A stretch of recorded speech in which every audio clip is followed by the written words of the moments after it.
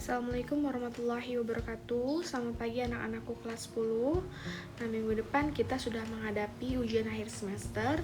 Maka dari itu, pertemuan sekarang Ibu akan memberikan review materi sekaligus kisi-kisi untuk kalian menghadapi pas nanti.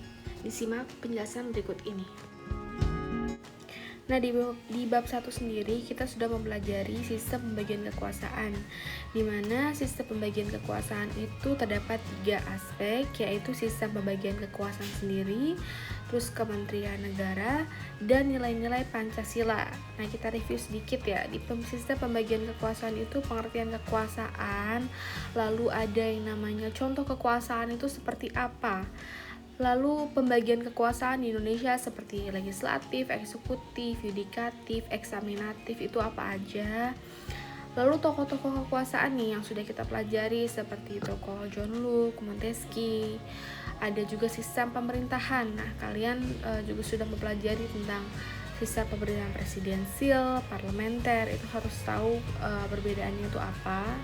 Terus Indonesia tuh menganutnya tuh yang mana gitu. Terus lanjut aspek yang kedua, ini ada kementerian. Lalu aspek yang ketiga itu ada yang namanya nilai Pancasila. Ini harus kita pahami nih kan, dalam setiap sila itu mempunyai nilai-nilai yang khusus gitu ya. Misalkan contoh, sila pertama pengamalannya apa, sila kedua apa, pengamalannya itu harus dikuasai. Lalu kita lanjut ke bab 2.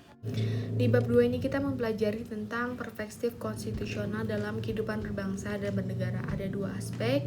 Yang pertama konsep wilayah negara Republik Indonesia nih. Pasti yang namanya konsep itu terdapat kayak pengertian. Terus wilayah Indonesia itu kan ada wilayah daratan, ada wilayah lautan.